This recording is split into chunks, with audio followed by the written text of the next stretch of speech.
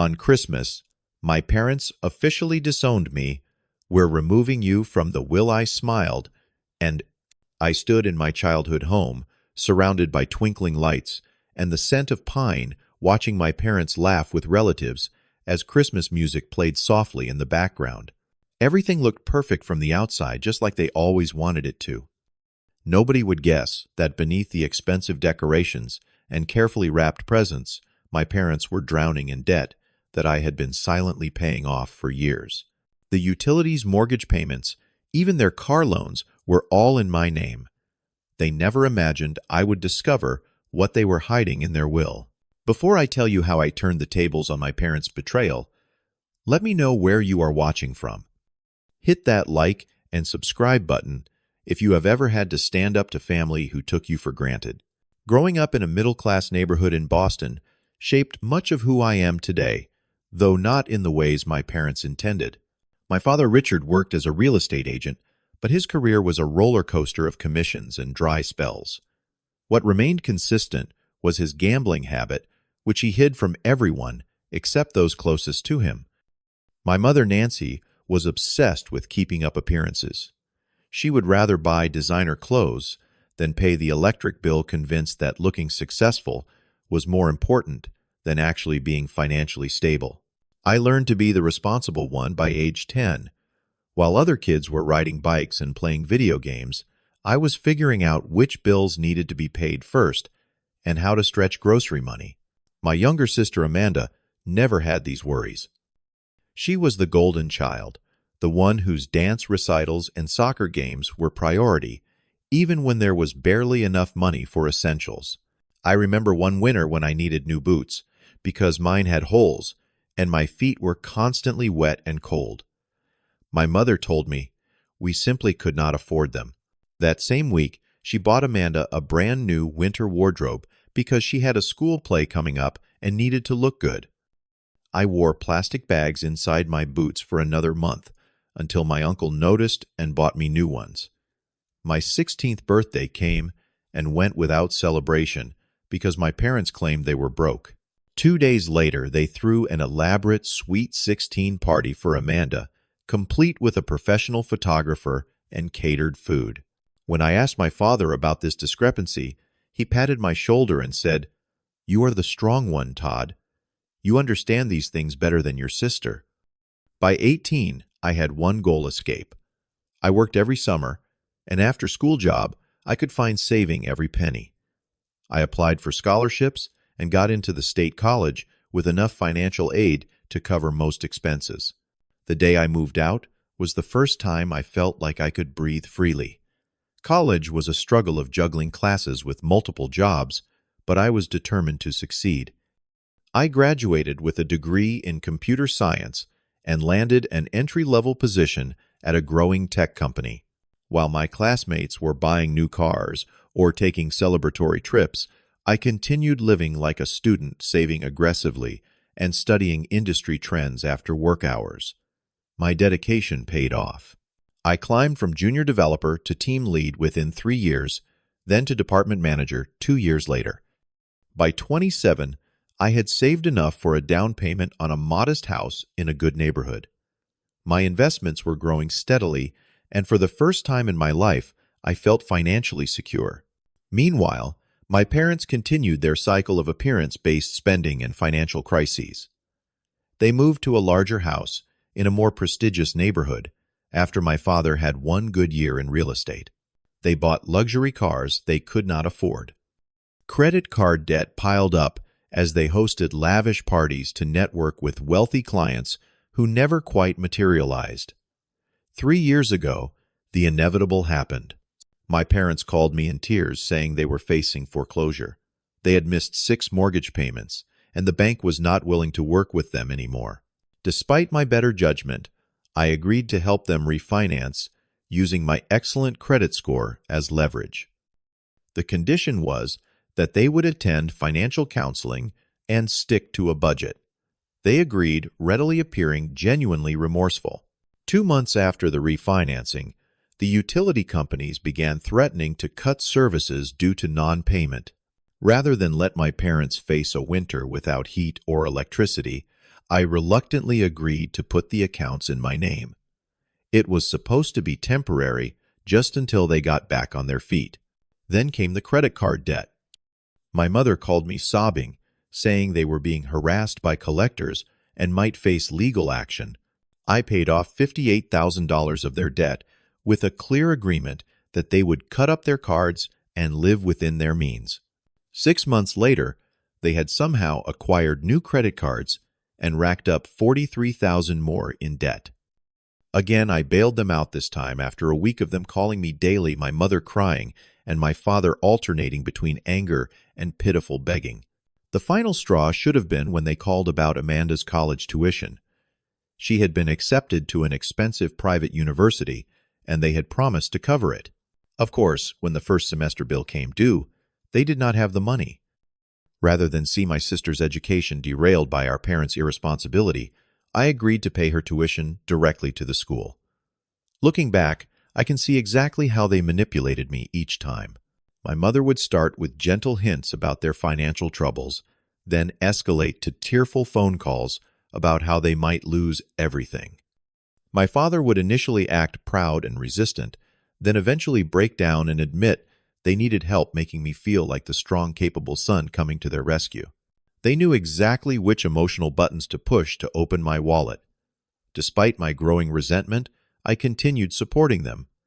After all, they were my parents. Family helps family right. That is what I kept telling myself, even as the financial drain began affecting my own life plans. I delayed proposing to my girlfriend Jessica because I wanted to rebuild my savings first. I postponed my plans to start my own tech consulting business. But I kept paying their bills, kept rescuing them from their own poor choices, kept hoping they would eventually change.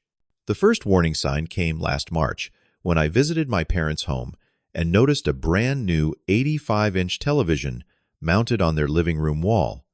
When I casually asked about it, my mother waved her hand dismissively and changed the subject. My father later claimed it was an amazing deal he could not pass up, but avoided answering when I asked how they paid for it. A month later, I was stunned to see my father pull up in a brand new Lincoln Navigator. When questioned, he claimed it was necessary for showing properties to high-end clients. The real estate market was picking up, he insisted, and this was an investment in his business. I wanted to believe him, but the knot in my stomach told me otherwise. In May, I overheard my mother on the phone with her sister excitedly discussing plans for a 3-week European vacation they were taking in the fall. When I entered the room, she quickly changed the subject and later claimed it was just wishful thinking, not actual plans. But the travel brochures I spotted on their coffee table suggested otherwise. The situation with Amanda was equally troubling. Despite claiming financial hardship whenever bills came due, my parents somehow found money to buy her a $2,000 designer handbag for her birthday. When I mentioned that it seemed extravagant, given their supposed financial situation, my mother accused me of being jealous of my sister. My college friend Brian, who had become a financial advisor, happened to run into my parents at a restaurant. Later he called me, concerned about what he had witnessed. My parents were buying expensive champagne for their entire table, boasting about their upcoming European vacation and showing off photos of their new vacation property by the lake, something they had never mentioned to me. I felt like a fool. While I was delaying my own life goals to support them, they were secretly living a luxury lifestyle. The money I sent for utilities and mortgage payments was clearly being diverted to fund their extravagances. Yet, I still hesitated to confront them directly. These were my parents after all. Surely there must be some explanation. Jessica, my girlfriend, of 3 years, had been gently encouraging me to establish boundaries with my parents for months.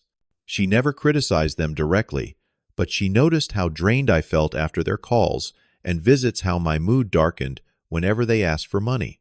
After hearing about the conversation with Brian, she finally spoke more forcefully. "Todd, they are taking advantage of your generosity," she said one evening as we sat on my patio. "You have put your life on hold to bail them out repeatedly, and they are not even being honest with you. This has to stop." Deep down, I knew she was right. But breaking free from the cycle seemed impossible until I discovered something that changed everything. My grandfather on my father's side had passed away 2 years ago. We were never particularly close as my parents limited our interaction with extended family.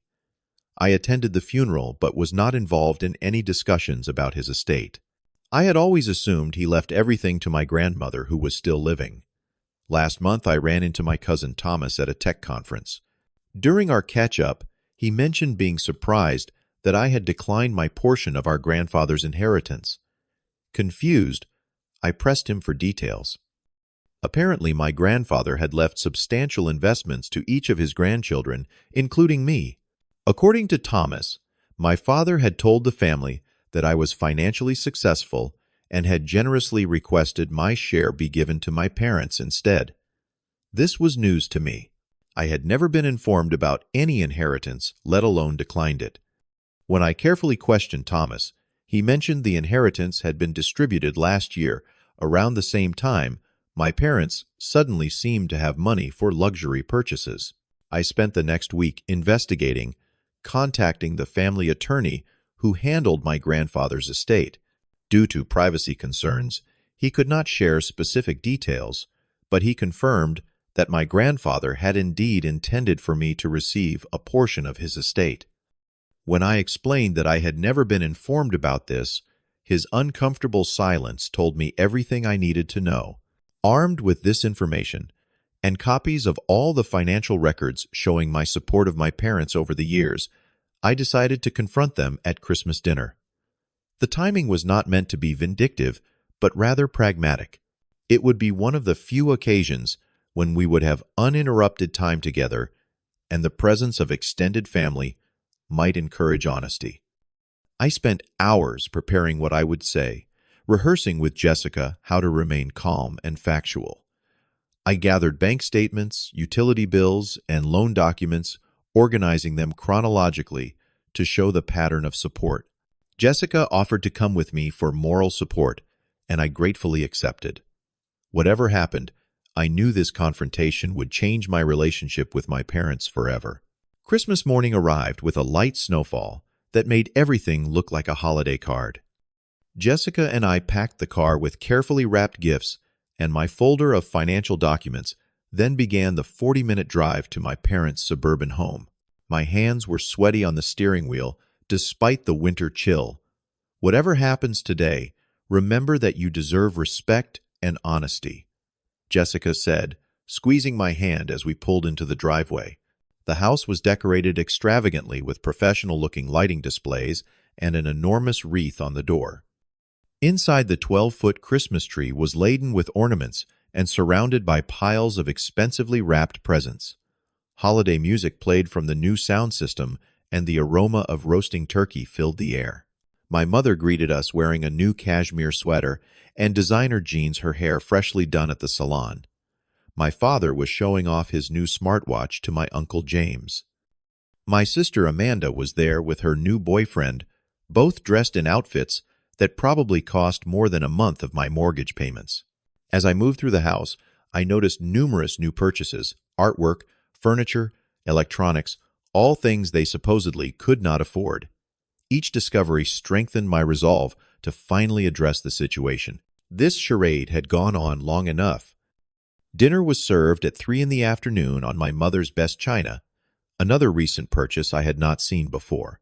12 family members gathered around the dining table, admiring the spread of turkey ham and numerous side dishes that my mother claimed to have prepared herself, though I recognized the distinctive styling of an expensive local caterer.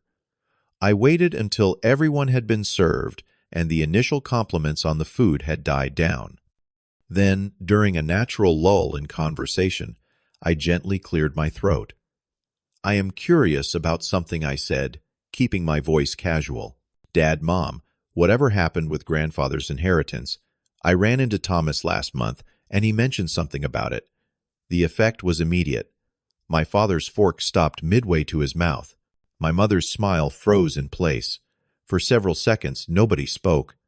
"That was all handled last year," my father finally said, his voice tight. "Nothing for you to worry about." Actually, I think there is, I persisted. Thomas seemed to think I had declined my portion and requested it go to you instead. My mother jumped in her laugh, a bit too high-pitched.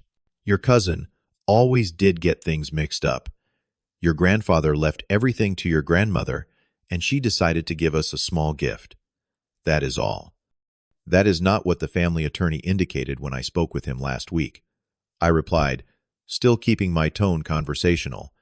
He confirmed grandfather intended for me to receive part of his estate. The temperature in the room seemed to drop. My Aunt Caroline and Uncle James exchanged uncomfortable glances. My father's face had turned an alarming shade of red. You went behind our backs to the attorney, he demanded. What gives you the right to question family matters? I think I have the right to know about an inheritance meant for me, I replied evenly. Especially when I have been supporting this household financially for years, while you claim to have no money. My mother's face hardened. Supporting us, you have helped out occasionally when we had temporary setbacks. That is what family does. I reached for my briefcase and pulled out the folder of documents. I would not call $58,000 in credit card debt a temporary setback. Or the second time, when it was $43,000, or the 3 years of utilities in my name, or Amanda's tuition. My sister looked up sharply at that. What about my tuition? Todd has been paying it directly to your school, my mother said dismissively. But that is because he offered. We never asked him to do that. That is not true, I said quietly. You called me crying that you could not afford the first semester payment, and Amanda would have to drop out. The shock on my sister's face told me she had been fed a different story. My father slammed his hand on the table, making the dishes rattle. Enough of this. We have done everything for you, given you every advantage, and this is how you repay us. By creating a scene at Christmas dinner, I am just trying to understand why you hid my inheritance from me while continuing to ask me for financial support, I replied. Because you do not need it, my father shouted. You have a fancy job, a house, investments. We raised you, sacrificed for you, and now that we finally have a chance to enjoy our retirement years, you want to begrudge us that. My Uncle James, who had been silently watching the exchange, finally spoke up. Richard, if Todd has been paying your bills all this time, maybe he does deserve to know about the inheritance. Stay out of this, my father snapped at his brother. Then he turned to me, his expression cold. You want to know the truth? Fine. Yes, your grandfather left you money. Yes, we told him you did not want it. And yes, we used it to finally live the life we deserve after years of struggling. The bluntness of his admission stunned me into momentary silence. And you know what else? He continued, his voice rising. Since you are so concerned about money, you should know we are removing you from our will. Everything will go to Amanda, since she at least shows proper respect and gratitude to her parents. My mother nodded in agreement. You were always too concerned about money anyway, Todd. Always counting pennies, always so judgmental about our spending. This obsession with finances is unhealthy. I almost laughed at the irony of that statement coming from someone whose bills I had been paying for years. But before I could respond, they escalated their attack. Remember when you refused to lend us money for that investment opportunity 5 years ago? My father said, apparently forgetting that the scheme had been exposed as fraudulent months later. Or, how about when you insisted we see that financial counselor like we were children who could not manage our own affairs? My mother jumped in with her own grievances. You have always thought you were better than us, with your college degree and your tech job, so smug, so superior. Well, now you know the truth. We took what should have been yours, and there is nothing you can do about it. The naked hostility in their voices shocked everyone at the table. My cousin's wife whispered something about checking on the children and quickly left. My Aunt Caroline stared at her plate, clearly mortified. Amanda, seeming to sense which way the wind was blowing, sided with our parents. Todd has always been jealous of me, she declared. He probably made up this whole inheritance story to cause drama. I sat in stunned silence as they continued to attack my character, revealing family secrets and twisting past events to paint me as ungrateful and greedy. The parents I had sacrificed so much to help were now publicly humiliating me at Christmas dinner. Throughout it all, Jessica held my hand under the table, her grip tight and reassuring. My Uncle James watched with growing disgust on his face. "That is enough," he finally said, cutting off my father mid-rant. "I was there when your father's will was read, Richard. I know exactly what he intended. Todd deserved to know the truth, and the way you two are behaving right now is shameful." My parents turned their attacks on him next, accusing him of always being jealous of their success. The dinner had devolved into chaos, with multiple arguments breaking out across the table. I sat quietly, a strange calm settling over me as I finally saw my parents for who they truly were. "Excuse me," I said softly, standing up from the table. Nobody, except Jessica and my uncle, even noticed as I walked out of the dining room. I headed to my father's home office, driven by a hunch. Sure enough, in his desk drawer, I found documents regarding their updated will dated 6 months ago, removing me entirely. They had planned this rejection long before I ever questioned them about the inheritance. In another folder, I discovered credit card statements showing lavish purchases made during the same months they had called me, begging for help with utility bills. A third folder contained booking confirmations for a 14-day Mediterranean cruise scheduled for February, with a note about using my Christmas utility payment to cover the final installment. As I stood there surrounded by evidence of their deception, something broke and reformed within me. The hurt was still there, but now it was accompanied by clarity. For years, I had been an ATM to them, not a son. The painful truth was liberating in its own way. Jessica found me in the office, concern in her eyes. "Are you okay?" "I will be," I said, showing her what I had found. "I think it is time we left." We gathered our coats quietly. My parents were still arguing with my uncle in the dining room, too engrossed in defending their actions to notice our departure. We slipped out the front door into the cold December afternoon, the sounds of discord fading behind us. As we drove away, Jessica asked, "What are you going to do now?" I took a deep breath, something I should have done a long time ago. The next morning, I contacted a lawyer who specialized in financial matters. I explained my situation in detail, showing her all the documentation I had gathered over the years. She confirmed what I suspected. While I likely could not recover the inheritance that had been fraudulently diverted, I was within my rights to terminate financial support and services that were in my name. The utilities loans and credit accounts in your name are legally your responsibility, she explained, but you can certainly discontinue or transfer them with proper notice. I spent that day meticulously documenting every financial connection between myself and my parents. The list was longer than I had realized. Electricity, gas, water internet service, cell phone, family plan streaming services, the security system, and even their lawn care service were all in my name and on my credit cards. The mortgage refinancing I had helped with had my name as a co-signer. There were also multiple personal loans I had extended to them over the years, all unpaid, despite numerous promises to the contrary. When I tallied the total amount they owed me, excluding the stolen inheritance, it came to just over $142,000. Jessica helped me create a spreadsheet tracking everything. As we worked, she provided not just practical assistance, but emotional support as well. "You know this is not your fault, right?" she said during a break. "You were being a good son. They took advantage of that." I nodded, still processing the weight of the betrayal. I kept making excuses for them. Every time they called with another crisis, I told myself it was temporary, that they would change. "That is because you are a good person who wants to see the best in people you love," she replied. "But now you have to protect yourself." That evening, I went for a long walk alone in my neighborhood, watching families through lit windows as they enjoyed their holiday celebrations. I thought about what family should mean versus what it had become in my case.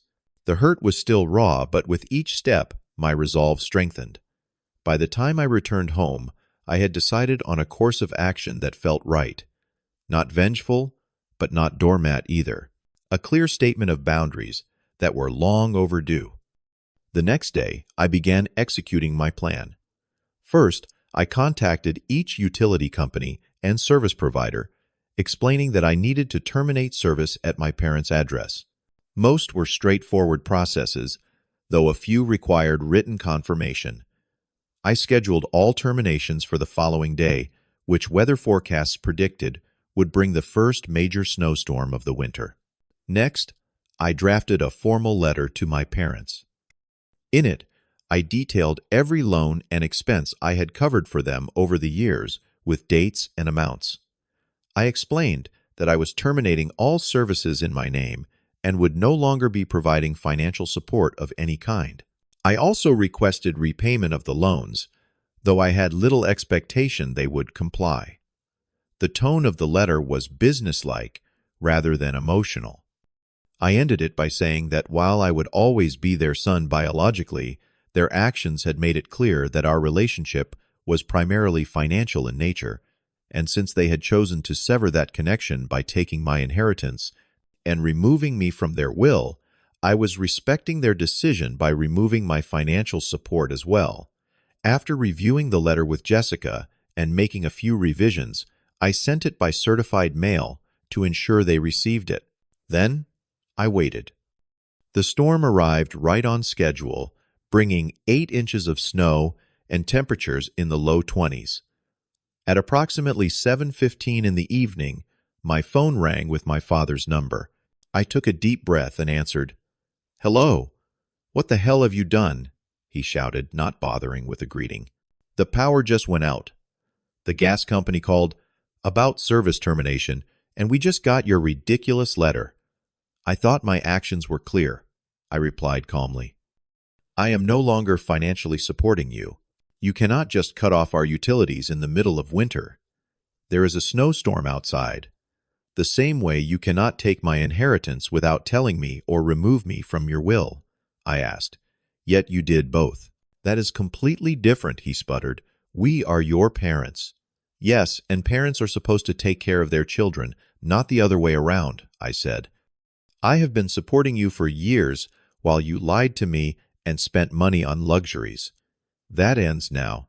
My mother grabbed the phone next. "Todd, honey," she said, her voice honey sweet, the way it always was when she wanted something. "There must be some misunderstanding. We love you so much. Whatever your father said at Christmas, he did not mean it. He was just upset. There is no misunderstanding," I replied. "You took my inheritance through fraud, removed me from your will months ago, and have been using me financially while lying about your spending. Those are facts, not misunderstandings." "But we are family," she insisted, her voice breaking in that calculated way I now recognized as manipulation. "You cannot just abandon us like this." "I am not abandoning you," I said. "I am simply no longer enabling behavior that is harmful to both you and me. You are adults who need to take responsibility for your own finances." "How are we supposed to get the utilities turned back on?" my father demanded back on the line. "Our credit is shot because of the economy. Your credit is shot because you maxed out multiple credit cards and defaulted on loans."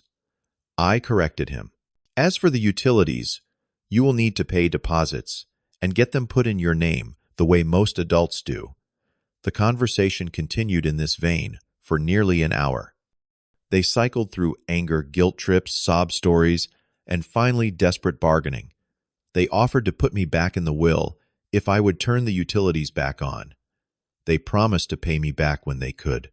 They claimed they would be moving to a smaller place soon anyway, and just needed a little more time.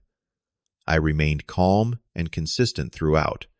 "The services will remain terminated. You will need to establish your own accounts. I will not be providing any further financial assistance." When I finally ended the call, I felt drained, but also strangely lightened, as though I had put down a burden I had been carrying for too long. The fallout continued over the next several weeks. My parents were forced to pay substantial deposits to get their utilities restored due to their poor credit history. They had to cancel their Mediterranean cruise when they could not make the final payment. They told extended family members that I had cruelly abandoned them in their time of need, but my Uncle James knew the truth and shared it with others. Amanda called me screaming about how I had ruined Christmas and hurt our parents. I let her vent, then calmly explained the situation, including the fact that I had been paying her tuition without her knowledge, because our parents could not afford it, despite their extravagant spending. Her anger faded to confusion, and then to thoughtful silence. "I had no idea," she finally said. "They always told me they were paying for everything. They have been lying to both of us for a long time," I replied. "I am not asking you to take sides, but I do want you to know the truth." 3 weeks after Christmas, my Uncle James called to check on me. "I want you to know I think you did the right thing," he said. "Your father has always been financially irresponsible, even when we were kids. Our parents bailed him out constantly, which is why he expected you to do the same. His support meant more to me than I could express." "Thank you for standing up for me at Christmas," I told him. "Family should be honest with each other," he replied. "What they did was wrong." The months following that Christmas were challenging, but ultimately healing. At first, I struggled with guilt and second-guessing myself. Had I been too harsh? Should I have given them more warning? Was I a bad son for cutting them off financially? Therapy helped me work through these questions. My therapist helped me recognize the dysfunctional patterns that had defined our relationship for years. She introduced me to concepts like financial abuse and emotional manipulation that helped me understand what had really been happening. "You were not cutting off your parents," she explained during one session. "You were cutting off an unhealthy dynamic that was hurting everyone involved, including them." Jessica was my rock throughout this process. Her steady support never wavered, and her perspective helped me see situations clearly when emotions threatened to cloud my judgment. 6 months after the Christmas incident, I finally felt financially secure enough to propose to her. She said yes immediately. "I was waiting for you to work through things with your family first," she told me later.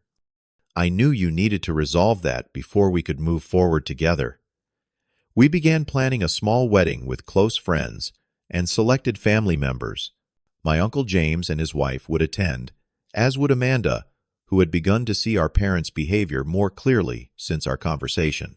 My parents made several attempts to re-establish contact as their financial situation deteriorated. At first, each call or text was a thinly veiled attempt to extract money. When those failed, they tried different tactics. In June, my father had a minor health scare, a warning sign of heart problems that turned out to be treatable with medication. Amanda called to inform me clearly, hoping I would reach out to them. I sent a card expressing my hope for his recovery, but maintained my distance. In August, my mother called to tell me they were considering selling their house and moving to a smaller place, presenting it as though they were taking my advice about living within their means. The conversation quickly turned to whether I might loan them money for moving expenses. I politely declined. By fall, something had shifted. Perhaps the reality of their situation had finally sunk in, or maybe they had simply exhausted all other options. My father called, and for the first time acknowledged that they had mismanaged their finances and taken advantage of my generosity. "I will not make excuses," he said, his voice lacking its usual bluster. "What we did with your inheritance was wrong. I was too proud to admit we needed help and too ashamed to face the mess we had made." It was not a complete apology, but it was more accountability than he had ever shown before. My mother followed up with a letter that expressed similar sentiments, though she still minimized the extent of their deception. I appreciated these gestures but remained cautious. Words needed to be backed by actions. I agreed to meet them for lunch in a neutral restaurant with clear boundaries established beforehand. No requests for money, no guilt trips, just an honest conversation. The lunch was awkward but civil. They looked older somehow, the facade of affluence stripped away. They shared their plans to downsize to a condo and their efforts to get their spending under control. I listened, but made no promises of financial support. "I wish you well," I told them as we parted. "I hope you find a way to live comfortably within your means. And we hope you can forgive us someday," my mother said. "Forgiveness may come with time," I replied, "but trust will take much longer to rebuild." This tentative reconnection has continued, marked by small steps rather than grand gestures. I maintain firm boundaries about money while leaving the door open for a different kind of relationship if they are willing to build it. Meanwhile, my own life has flourished. Without the financial drain of supporting my parents, Jessica and I were able to save for our wedding and even start planning for our first home together. I finally launched my tech consulting side business, which has grown steadily. Most importantly, I have found a peace I never knew was possible, free from the constant anxiety of waiting for the next financial crisis call. The most valuable lesson from this painful experience was learning that love and respect must go hand in hand. Healthy family relationships cannot exist when one person consistently takes advantage of another, regardless of their biological connection. Sometimes, the most loving thing you can do both for yourself and for others is to establish firm boundaries that protect everyone's dignity and well-being. I have also learned that family is not just about blood relations. It is about people who treat you with honesty, respect your boundaries, and want what is best for you without expecting payment in return. By that definition, Jessica, my close friends, my Uncle James, and even my sister Amanda, as she works through her own understanding of our family dynamics, are more truly my family than my parents ever were during those years of financial entanglement. What about you? Have you ever had to establish difficult boundaries with family members who took advantage of your generosity? How did you find the courage to finally stand up for yourself? Share your experience in the comments below, and if this story resonated with you, please like and subscribe to hear more real-life lessons like this one. Sometimes, the hardest decisions lead to the greatest peace. Thank you for listening to my story, and remember, true family lifts you up, they do not drag you down.